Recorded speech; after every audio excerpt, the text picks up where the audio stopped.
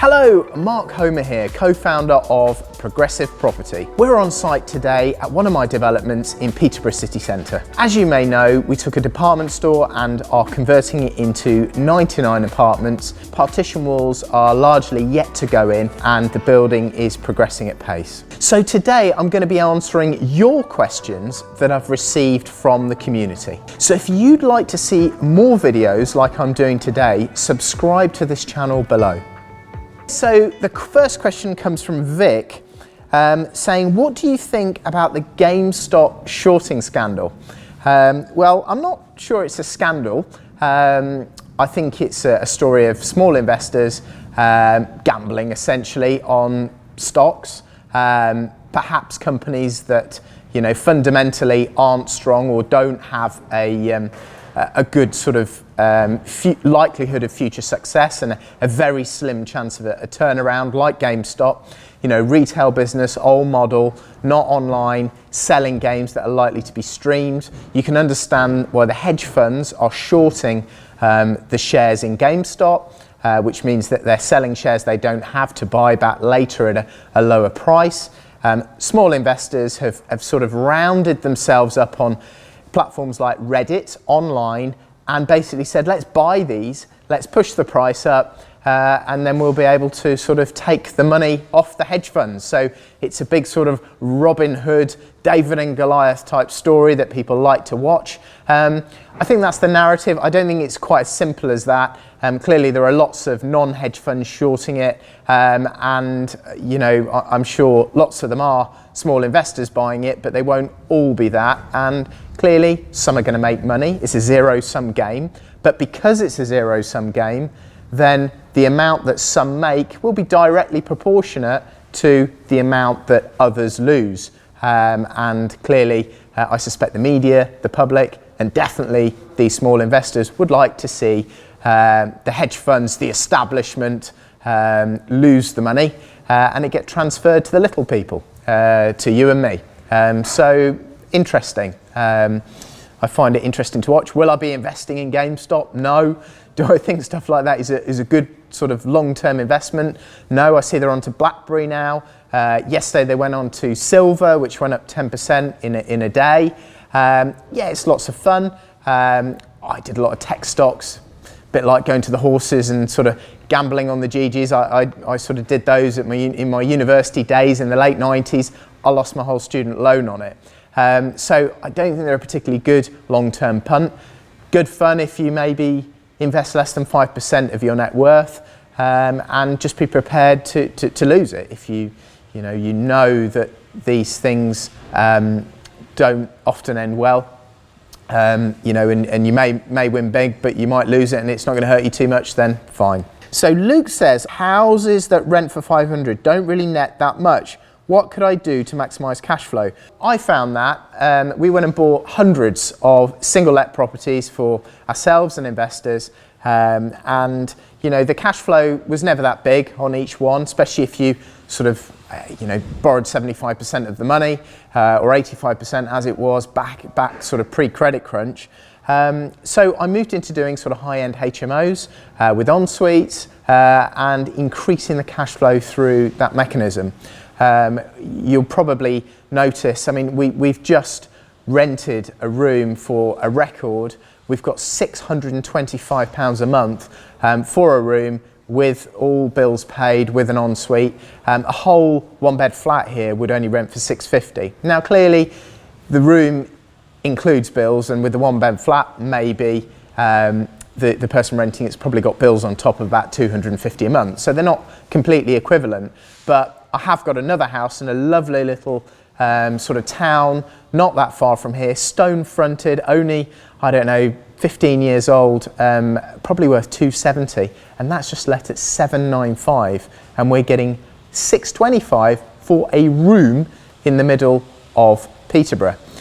So what I would say is you probably need to work out how to increase the density, maybe do more rooms or maybe serviced accommodation or some other strategies to increase your cash flow.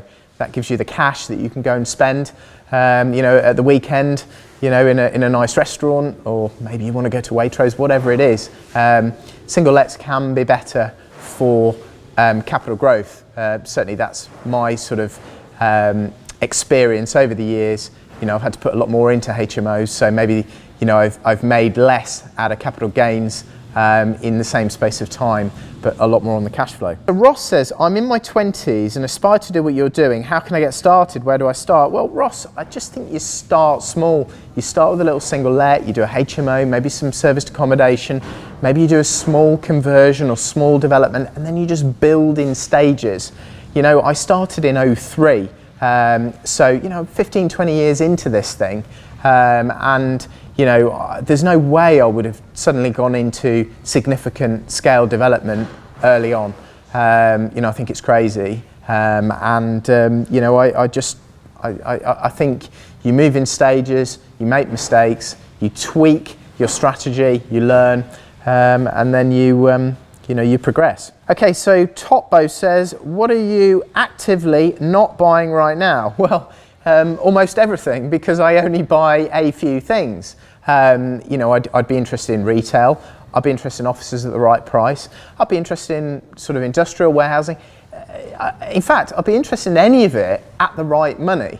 But you know, you'd probably have to put a much bigger discount into retail because you expect the sort of sales and the rents on retail premises to reduce because it's moving off the high street into the industrial areas and into the warehouses.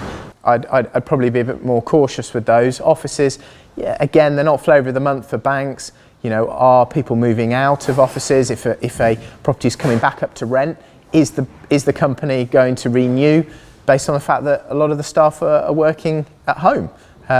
Who knows? So I think that lots of banks are going to be looking to lend lower loan to values on those, so you probably need to be a little bit more cautious, a little bit like leisure, hotels, certainly bars, restaurants, same story. You probably want to be getting them cheaper at the moment. Nate says, do you ever buy in a bull market? Should I only buy stocks in a bear market? Well, I think you may buy in a bull market if you're getting the right asset that you can add value to. Certainly with property, I'd only do it if I could add enough margin to it in a sort of rising market. The alternative, well, the other side of that also is if you buy in a rising market, by the time you finished it, it might be 10, 20% more. So there is some benefit there. But I do tend to prefer things when all the wheels have fallen off, nobody's interested, things have just dropped 25%. I just think the risk really comes out of it then, and you end up with much better deals. I hate going around properties where there's queues of people, agents got loads of people interested. That really puts me off. James says, what was your first buy to let? Do you still have it? So my first buy to let was actually, it was a ski flat in Bulgaria. I don't still have it. It dropped a lot in value. It was a new build. It was a crazy purchase. I rented it for such a short period of time. And some of that was to my business partner because the things wouldn't let. It was absolutely bonkers. I bought some new builds, maybe around here.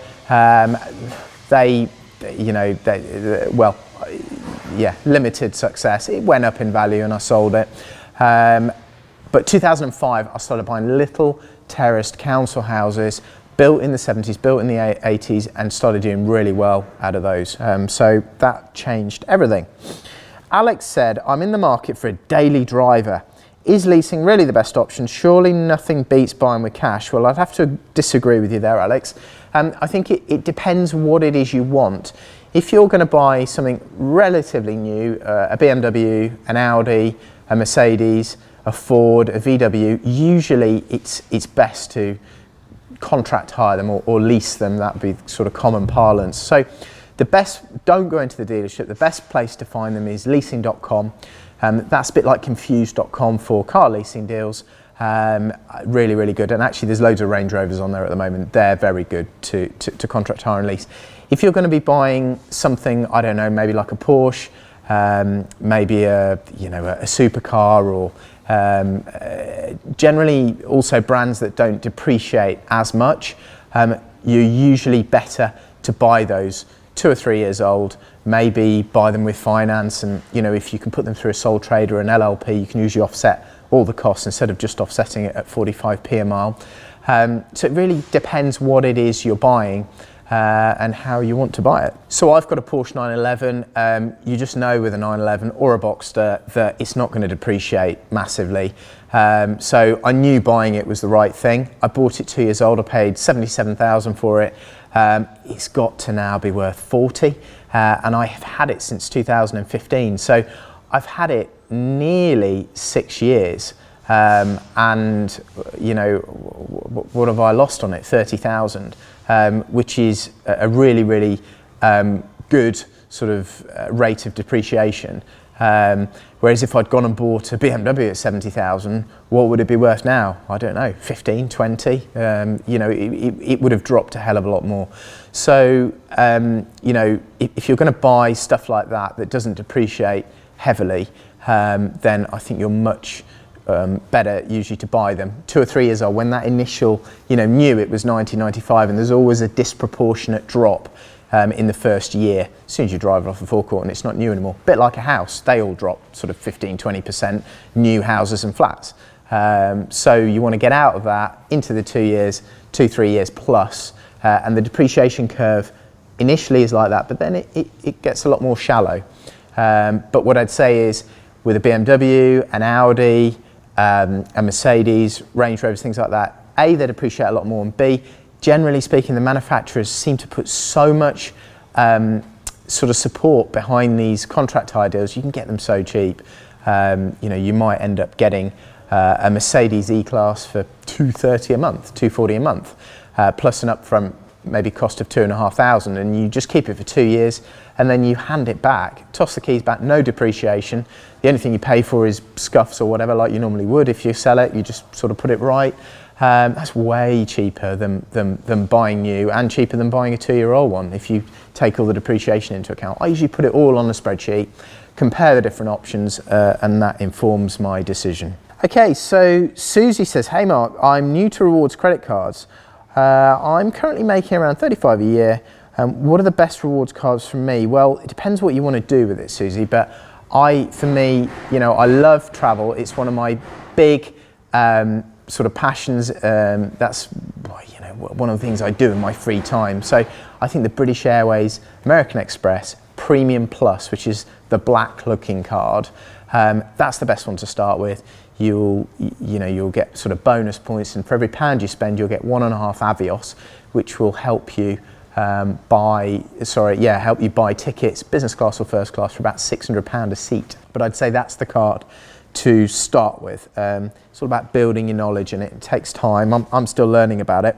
I'm getting more and more into the hotel stuff now. I feel like I'm really sort of mastered the BA type stuff. Okay, so Ariana says, hi Mark, I know your main focus is property. Do you invest in stocks? What do you invest in? Yeah, so the majority of what I would invest in are long-term trackers, you know, FTSE trackers, emerging markets trackers, US type trackers, and I'd use Hargreaves Lansdown or Vanguard as the 2 platforms. I really like those. They're very, very simple. I do invest in individual stocks, particularly when they're low, and I feel like the company, you know, is a lot better than the share price is reflecting. I bought some Lloyd shares earlier on this year. You know, I'd be watching sort of RollsRoyce. I don't like airlines generally, because if you look over the long term, they don't make money, generally speaking. If you look at a sort of 20-year period, you know, but I've often bought banks in the past because I use them a lot, so I sort of get a feeling of whether I think they're a good bank or a bad bank, and you know, sort of have shorted sterling. Shorted the dollar against sterling, which didn't go particularly well. Done a little bit of oil stuff in the past.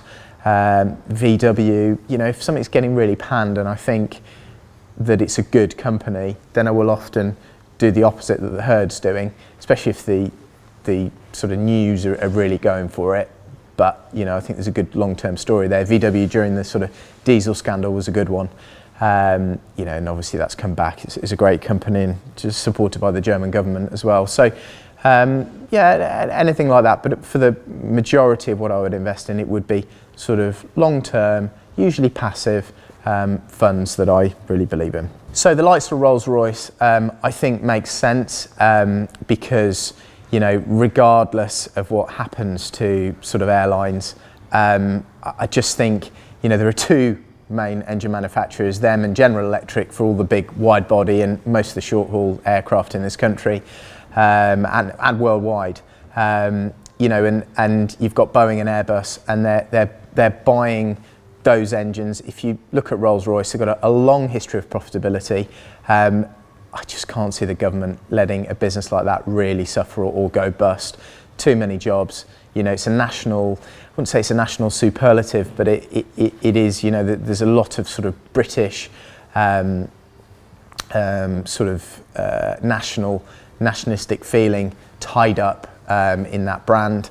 And I think as the pandemic comes to an end, and airlines start buying planes again, then I think the uptick will come. So Rolls-Royce has been really panned, but fundamentally, clearly a really, really good business. Aston Martin, I probably know less about that stock, but Harry's just sort of prompted me.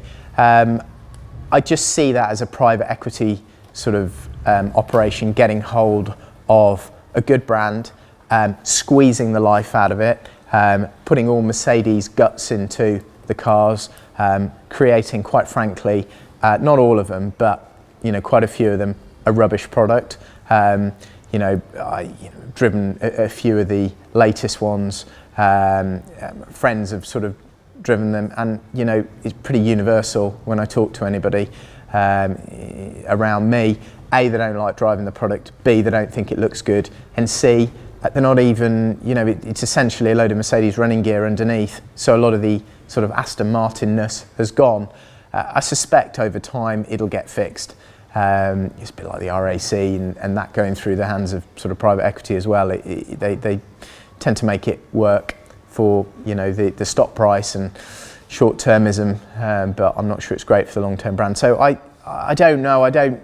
It's not something that I would buy into because I probably don't believe in it as much. And I think you really need to use the product and believe in it to really understand in it and want to invest in it. Sashkhan says, hi Mark, love your videos. What's the best TV show, film you've watched recently? Most of the stuff I watch is on Netflix. And actually, this one is on Apple TV. I think they're trying to compete. It's called Tehran. It's brilliant. It's basically Mossad, Israeli Secret Service operations in Iran. You know, them sort of breaking into the nuclear facility or trying to take down the radar, so they send the planes in and bomb the sort of nuclear centrifuge plant where they're trying to make create the technology for the bombs. So I find that fascinating. I think that's a brilliant one. I much prefer watching stuff like that, like Billions, or I was watching House of Cards before. I just think they're way better than sort of regular TV now. They're so much better made. Okay, so Peter says, hi Mark, I'm relatively new to investing in stocks, about a year in. Should I only invest in index funds like FTSE 100 and S&P 500, or start trading, investing myself in individual stocks, trying to find the next Apple or Tesla? I think that you're probably going to do better in the long run out of buying tracker or maybe some active funds and leaving your money in there. I think you can trade individual stocks. I think it's a bit of fun, and over time you'll learn more. I wouldn't put a lot of your net worth into doing that because a lot of this is people trying to time the market. Remember, there are two types of investor: those who can't time the market and those who know they can't time the market. So that tells you that does not work. Yeah, certainly if you're earlier doors with it, maybe you're better just sort of putting it into funds. What are your honest thoughts about Bitcoin? Is it worth the risk? Well, I have a business partner who knows a lot about currency. He thinks Bitcoin is the real deal. Clearly, Bitcoin is very different from most of the other, or all of the other cryptos. You know, I think the technology behind it is quite different. People are looking for a hedge against currency. You know, the dollar and sterling, you could argue, are being debased. You know, we've had a huge amount of quantitative easing here and in the US. I think this time it's going at some point to lead to inflation, certainly asset inflation, but also the RPI and the CPI, that basket of goods at the supermarket, that's going to start to rise at some point. So at that point, the value of the dollar or sterling is going to go down. So people are looking for things like gold or maybe silver or Bitcoin to put their money in, a place to store their money as a hedge. There are still risks with Bitcoin. The government could still try and sort of regulate it, which could affect its value significantly. I know they say that, you know, it can't be sort of hacked and you know, compromised, but I think lots of people thought that about encryption systems, and then all of a sudden we learnt from Edward Snowden and Julian Assange that the US government had managed to hack into all that stuff. It's just an example of how things can be hacked into, broken. I'm not saying it's going to be, but that's clearly another risk. So I'd say it's, you know, it's a very, very sort of steep up and down curve. You could make lots, you could lose lots. I'd say there's a lot less risk around sort of gold and various other things like that. I'd say the potential for profit is a lot lower, but the risk is a lot lower. So you might put a portion of your wealth into Bitcoin if you believe in it. You know, I've got some Bitcoin, and clearly I wish I'd bought a hell of a lot more, because it's, since I bought it, I think it's up 600-700%, something like that. But I only did a small amount. Peter says, how annoying is Rob Moore? He's my business partner. Yeah, sometimes we annoy each other. Sometimes I annoy him a lot. Sometimes he annoys me a lot. But, you know, we have been together over 15 years, so obviously something works. You know, he's an awesome marketer. He's great at selling stuff. He's like a mine of sort of new strategies and reading books and listening to audio, all this stuff. So, yeah, all business partners get annoyed with each other, but I think it's sort of about longevity and about sort of putting your different skills together, not sweating the small stuff, so that you can create a great future. Mo says, Mark, I've recently become a dad. Is junior stocks and shares really worth setting up for my son? What a better investment when he's older? Yeah, well, I actually have a junior ISA for my son Freddie. I set that up when he was born. I put about 4,000 something in, the maximum for that year. It can then go into tracker funds, you know, or shares or whatever. Hargreaves Lansdown, very good platform for that.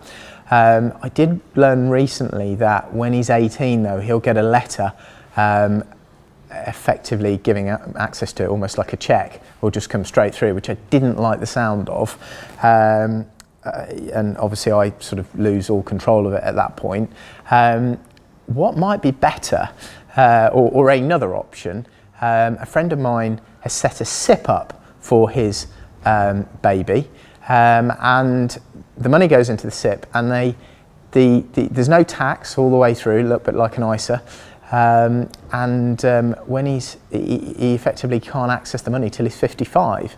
And apparently if you invest, I think it's the maximum amount until they're, I think, 18 or 20, with the investment returns there should be £1 million in there when they're 55, which is another strategy.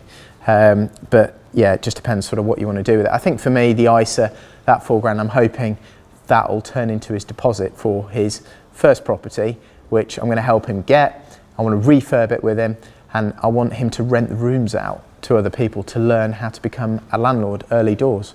So that'll be a bit of fun, bit of a joint Freddie and Daddy project. Maybe you could think about doing the same. D. Phillips says, howdy Mark, love your book Low Cost High Life. Would you rather have 100k Tesla as a daily driver or 100k shares of Tesla? Yeah, well, I wouldn't really want 100 grand with the Tesla shares, because I would assume that the valuation is far too toppy. It's just not really the way I invest. I like buying stuff that's cheap, unloved, maybe the fag butts.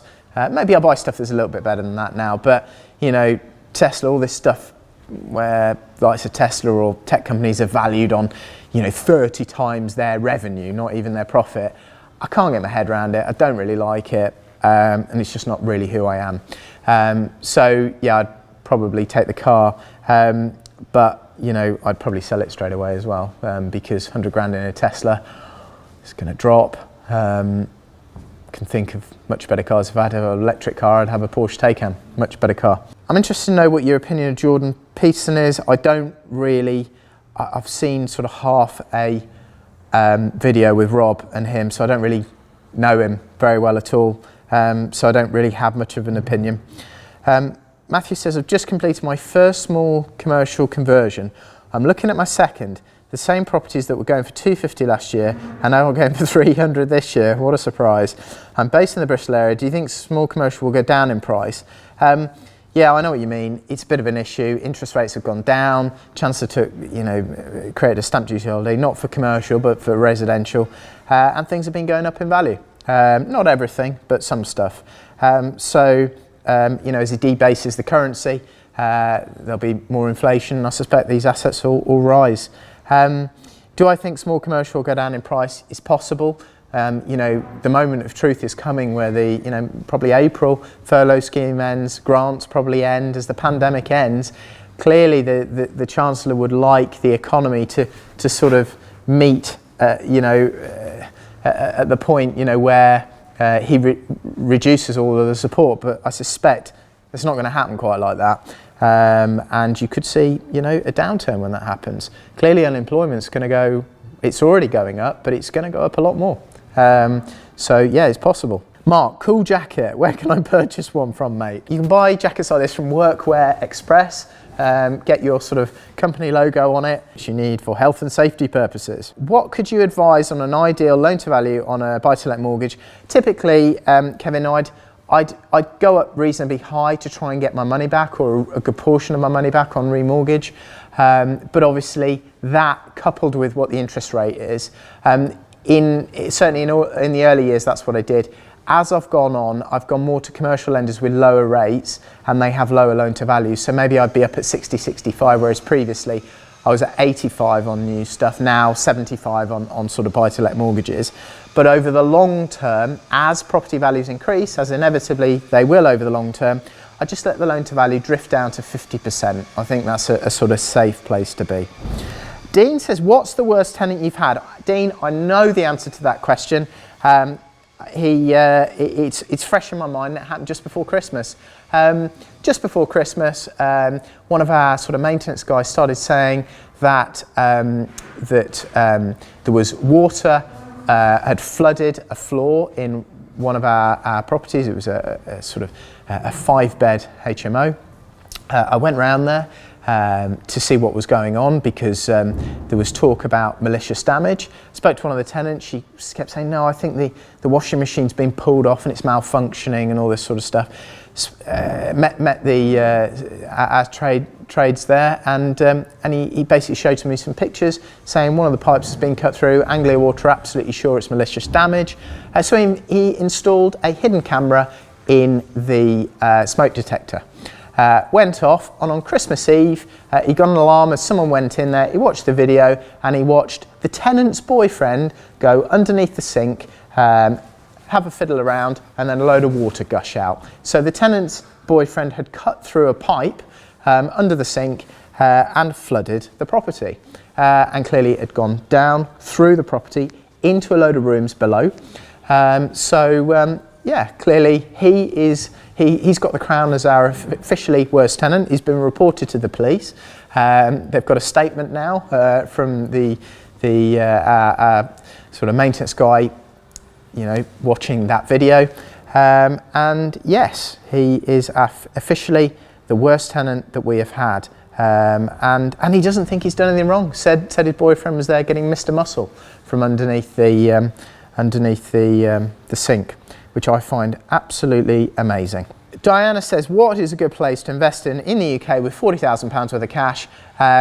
If you want to buy properties, I would, £40,000 worth of cash, you could go and buy stuff in Corby, in Wellingborough, relatively cheap. You could go miles away up north. You may not get the same capital growth. Places in Scotland, maybe Partick, but you need to make sure you can manage those properties. You need a good local letting agent. Really, really important. Dara says, what's your biggest regret? Probably not buying more property and holding it. More single lets, in the early days, and just keeping them. Usually when I've sold stuff, I regret it. later. Ahmed says, what's your take on electric cars? What's your thought on the new Taycan Tesla? Taycan looks great. I've not driven one yet. My friend's got one, or two of my friends have got them. They say they're amazing. The looks for me, they're probably not. I'd prefer a 911 to look at. Will I buy one? Probably not. Not at the moment. Clearly 2030 Boris says we're all in electric cars if they're new, so we're probably all moving on to it anyway. I probably want more charging stations. I don't like the idea of having less than 200 miles range, getting up in the morning, wanting to go somewhere for the weekend, and then sort of thinking, well, I can't get back unless I charge it. There's a guy online called Shmi. He's done a whole video on sort of charging and different charging centres. They're not all that cheap. You know, you could be paying 30, 40, in fact, you could be paying more to charge one of those than you could a regular car if you're out and about. Fine, if you're home charging, I think it could be more like £8, something like that. So you need to sort of offset that against the extra cost of purchase and depreciation and all that, factor everything in. So yeah, in terms of the looks, I'm not that keen. In terms of the acceleration, amazing. Noise, yeah, it's probably quite nice to have something silent, but you've got the radio on anyway, haven't you? You know, and you've got road noise, so it probably doesn't make that much difference. I think you need to take all the stuff, if it's just cost and enjoyment, all the stuff into account, because, you know, you can easily get a sort of nice, I don't know, maybe I'd like to be driving, my wife's got a Range Rover Sport and I'm in it today. You can get something like that for $480 a month, you know. A Taycan's going to cost you double that. And, you know, if you factor all the cost of the diesel in, the Range Rover's going to be cheaper. It's going to be a lot cheaper, and I'd probably prefer to drive that, even though they go wrong all the time. But you know, if it's for, you know, your objective is more helping the environment and doing the right thing, maybe you might buy a Taycan. But just be aware that those batteries, decommissioning them and sort of getting rid of them has an effect on the environment. Generating all the electricity has a big effect on the environment. So, you know, I'm not totally convinced that they are better for the environment than, say, a petrol or a diesel. Maybe the jury's still out on that. Tesla, I don't think I'd buy one. I don't like the way they look. They look like a sort of high-end Mondeo to me. You know, is the quality great inside? Well, the screen's lovely, but I'd much rather have a Porsche. If I was going to get an electric one, I would get a Taycan. In fact, what I probably will do on my wife's car, I will get, there's a Range Rover Sport now, which is P400e, which is electric as well, $480 on a lease deal. I'll get her to charge it up every night at home. She'll probably be able to get to work, almost get back again without putting any fuel in. Rob's, you know, on a similar sort of system, and I think he fills his car up once a month. So you can actually, the cost of having the car is equivalent, and you fill it up once a month. That sounds like a really good happy medium to me. And also, if I want to go away for the weekend, I don't want to be faffing around thinking, oh, I've got to stop there for half an hour to charge the car. I can just fill it up with petrol. So that does seem like a good idea. Bruce says, with Boris preaching 5% deposit and the banks pushing for 20%, where does this leave the property market? Well, Bruce, you know, Boris is always going to sort of come out with his things that he thinks will appeal to the electorate, or certainly first-time buyers, and the banks are always just going to look after their interests, aren't they? I think there are more banks doing, say, 15% deposits and 10%, but if he really wants to push that and maybe replace Help to Buy with this new scheme, which will include not just new properties but existing properties, unlike Help to Buy, then he's going to have to put money behind it. He's going to have to indemnify the banks for the last bit of risk, the riskiest part. I suspect he may do that. You never completely know with them, and that will really push it forward, like they did with Help to Buy. Help to Buy's worked in terms of getting home ownership up. It is increased home ownership, and that, along with the government strategy to tax landlords more, has reduced the amount of buy-to-let properties and rental properties. However, lots of those, well, a hell of a lot of those Help to Buy properties, you know, first-time buyers and buyers who, you know, qualify, have been buying new build properties. They're 15-20% more, you know, they're paying for them than they're worth. So, you know, they often find it strange in 10 years when they come to sell it, the thing's only gone up 25, 30, 40% or whatever, whereas all the other properties in the vicinity have gone up 60, 70, 80%. And the reason for that is because they paid more than it was worth in the beginning. But they did it because they only had to put a 5% deposit down. But if you can make a system like that with existing properties where that sort of premium isn't built in, that for me would be the holy grail. I'd never let my son buy a help to buy property, but I'd encourage him to buy an existing property with a 5% deposit and then do some refurb to increase the value. I think that could be a really, really good thing. I hope you've got value from this question and answer session. Remember to subscribe below if you want to watch more videos like this from me. That's been Mark Homer, on location, over and out.